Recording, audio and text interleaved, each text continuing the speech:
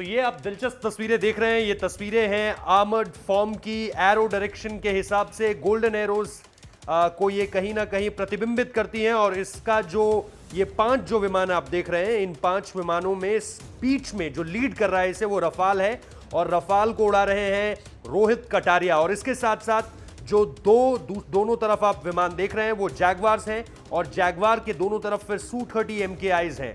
तो ये एक गोल्डन एरो को, जो गोल्डन एरो स्क्वाड्रन है, उसको कहीं ना कहीं ये प्रतिबिंबित करता हुआ। और इसके बाद आप देखेंगे कि किस तरह से रफाल एक अलग निकल गया है ऊपर, जिसको देखते हुए रक्षा मंत्री ने भी इशारा किया। और रक्षा मंत्री भी बहुत एंजॉय कर रहे हैं इस पूरे के पूरे मोमेंट को। ये साफ तस्वीरों में साफ निकल कर आ रहा है। इसके बाद आप जो ये अलग अलग मनूवर्स देख रहे हैं कि हवा में किस तरह से गुलाटी दिखाते हुए, करतब दिखाते हुए, खासतौर पर इन्हें खासतौर पे वॉरफेयर के समय पे यूज किया जाता है। जो आप ये मनूवर्स देख रहे हैं, ये अलग अलग फॉर्म्स में होते हैं। स्ट्रेट होते हैं, फिर जे फॉर्म मनूवर्स होते हैं। और ये मनूवर्स बेहद दिलचस्प होते हैं। इनके लिए बहुत कड़ी प्रैक्टिस की जरूरत होती है। कम्युनिकेशन लगातार चलता रहता है, क्योंकि आपको बाकी विमानों का भी ध्यान रखना है। और क्योंकि रफाल इसे लीड कर रहा है, रोहित कटारिया इसे लीड कर रहे हैं पूरे के पूरे दल को, जिसमें एक रफाल है जो कि आज ही 17 गोल्डन एरो स्क्वाड्रन के साथ जुड़ा है अंबाला एयरबेस पे। और फिर इसके साथ साथ जो जैगवार है, जो डीप स्ट्राइक के लिए जाने जाते हैं। अगर आपको कहीं भी पेनिट्रेशन करना है, कहीं भी डीप स्ट्राइक करनी है, तो उसके लिए आप जैगवार की मदद लेंगे। और फिर आपके पास निश्चित तौर पर Su-30 MKIs तो है ही।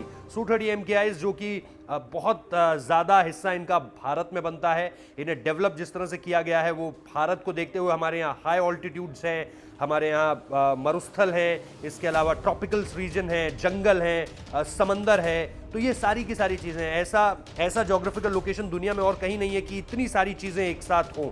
मरुस्थल की आप बात कर लें, आप -50 सियाचिन में देखेंगे, 50 आप थार में देखेंगे। इसके अलावा बारिश आप चेरापूंजी में देखेंगे, फिर नीचे पूरा का पूरा समंदर से आप 3 ओर से घिरे हुए हैं।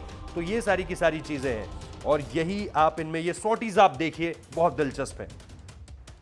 इनकी जो रफ्तार है तकरीबन 720 किलोमीटर प्रति घंटा है। जब रोहित कटारिया इन्हें लीड करते हुए अंबाला एयरबेस के ऊपर से ले जा रहे थे, क्योंकि निश्चित तौर पर आप उड़ान वहां से नहीं भरेंगे, आप अंबाला एयरबेस के आसमान के ऊपर से निकलेंगे। क्योंकि हमेशा याद रखिए कि अंबाला एक ऑपरेशनल एयरबेस है और यह हमेशा इस तरह की चीज़ों के लिए तैयार रहता है। अगर आपको ऑपरेशनल रेडी रहना है तो अंबाला एक ऑपरेशनल एयरबेस है, ये याद रखिए। 720 किलोमीटर प्रति घंटा रफ्तार है जिस वक्त पे ये अंबाला एयरबेस के ऊपर से जाते हुए आपको नजर आ रहे हैं। इसके साथ साथ आप तेजस हेलीकॉप्टर्स को भी देख सकते हैं। तेजस जो कि इंडिजीनियस हेलीकॉप्टर्स हैं, HAL के थ्रू बनाए गए हैं, हिंदुस्तान एरोनॉटिक्स लिमिटेड के थ्रू। और इनकी संख्या अब और बढ़ेगी, क्योंकि मेक इन इंडिया प्रोजेक्ट पे जो है वो भारत के विमानों को, भारत के बनाए गए हथियारों को, आत्मनिर्भर भारत जो कि प्रधानमंत्री नरेंद्र मोदी का संदेश है, उसका कहीं ना कहीं एक प्रतिबिंब है। और इसके साथ साथ आप इसे देख सकते हैं उड़ान भरते हुए। इसकी अपनी कैपेबिलिटीज हैं। इसको तेजस को जो है वो अमेरिकन एयर चीफ भी इसको चला चुके हैं और इसकी खूबियों के बारे में बात कर चुके हैं।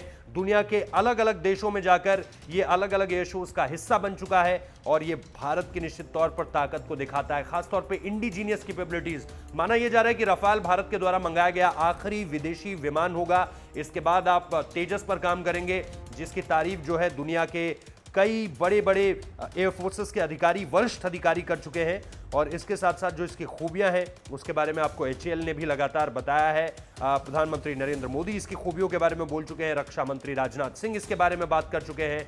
तो तेजस अपने आप में इस वक्त पे आसमान में जो करतब दिखा रहा है वो भी भारत की, आत्मनिर्भर भारत की ताकत को बताता है। और अंत में आप देखेंगे सारंग हेलीकॉप्टर्स, जो कि 8 अक्टूबर आपको याद होगा इंडियन एयरफोर्स डे होता है, उसमें कहीं ना कहीं शो स्टीलर हम जिसे कहते हैं कि पूरा का पूरा शो अपने नाम कर जाते हैं। तो सारंग हेलीकॉप्टर्स उसी तरह का शो यहां पर भी दिखा रहे हैं।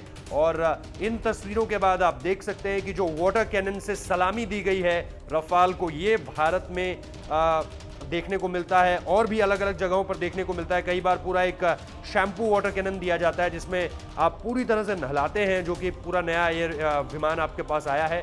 नीदरलैंड्स में अभी अभी ऐसा हुआ था। तो ये सारी की सारी चीज़ें जो बेहद दिलचस्प हैं। और भारत के आसमान में आप इस वक्त पे देख सकते हैं कि सबसे पहले हमने आपको दिखाया कि किस तरह से एक एरो फॉर्म में स्क्वाड्रन, 17 गोल्डन एरो स्क्वाड्रन को रिप्रेजेंट किया गया, जिसमें रफाल था, जिसमें जैगवार्स थे और जिसमें Su-30 MKIs थे। और फिर निश्चित तौर पर जिसे रोहित कटारिया लीड कर रहे थे। उसके बाद हमने आपको बताया किस तरह से तेजस आत्मनिर्भर भारत का एक सशक्त प्रमाण आसमान में, और उसके बाद फिर तीसरे नंबर पर हमने आपको सारंग हेलीकॉप्टर्स दिखाए जिनकी तस्वीरें बेहद दिलचस्प, जिनकी सॉटीज बेहद दिलचस्प, और फिर आखिर में आपने देखा वाटर कैनन से किस तरह से सलामी दी गई, और लास्ट में इसके बाद रक्षा मंत्री हो, चाहे फ्रांस के रक्षा मंत्री फ्लोरेंस पार्ले हो, हर कोई इन तस्वीरों को देखकर बहुत एक्साइटेड फील कर रहा था। और फिर आखिर में जो है वो chief of army staff Rakesh Singh Bhadauria का देश के नाम संदेश, सेना के नाम। Her Excellency, Madam Florence Parly, Minister for the Armed Forces of France, Honorable Raksha Mantri Shri Rajnath Singh, Chief of Defence Staff General Bipin Rawat, distinguished members of the French delegation, dignitaries from the state government, Ministry of Defence and the Armed Forces, air warriors of the Air Force Station Ambala, friends from the media, ladies and gentlemen.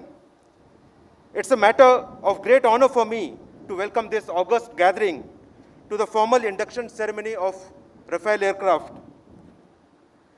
Air Force Station Ambala, while it is the oldest station of the Indian Air Force, it would now be home to the newest aircraft of the IAF inventory. We are adding a new chapter in Ambala's and Indian Air Force's glorious history by resurrecting the golden arrows at this base, from where they will have the ability to rapidly access our areas of interest. You all have witnessed Rafale aircraft take to the skies and demonstrate some of its maneuvers and agility. The full range of missions and the capability enhancement that this aircraft brings to the Indian Air Force is far more impressive. What we see today is the result of a decisive action by the government to break the impasse in the MMRCA procurement and the prompt action by the Ministry of Defence to acquire 36 aircraft under IGA between the governments. This induction could not have happened at a more opportune time, considering the security scenario today. On behalf of the IF, I would like to express our deep gratitude to all those who have made this complex acquisition possible and this historic day for the IF a reality. 17th Squadron of Air Force, the Golden Arrows, are singularly blessed to be equipped with this platform. This induction has been indeed unique. After a single hop ferry across 8,300 kilometers after finishing their training from France to Ambala, the first 5 aircraft landed on 29th of July. And thereafter, the squadron has been really busy and in an overdrive to operationalize. Within this time, they have already flown and familiarized with our operational environment and have undergone intense integrated training with our other combat fleets, including firing of advanced weapons.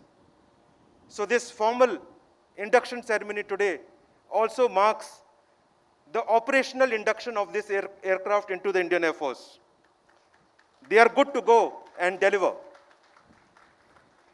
This timely induction would not have been possible without the active support of the French government, their Air Force, and the industry. Despite the severe impact and constraints due to COVID, the industry ensured that the deliveries were not unduly delayed and the training continued. I would like to place on record our deep appreciation for the French Air Force for their support, including the tankers that they provided for a single hop long ferry in order to rapidly ferry the aircraft back home. IF is especially grateful to Her Excellency, Madame Florence Parly, Minister for the Armed Forces of France, for her unstinted support and for taking out time to be with us here today. Thank you very much. Undoubtedly, this aircraft induction would not only give the Indian Air Force immense op capability, but would become a crucial milestone in the growth of our strategic relationship. To conclude, I would like to thank all the dignitaries and media present here today on this historic occasion. My compliments to the AOC INC Western Air Command, AOC Ambala and their entire teams.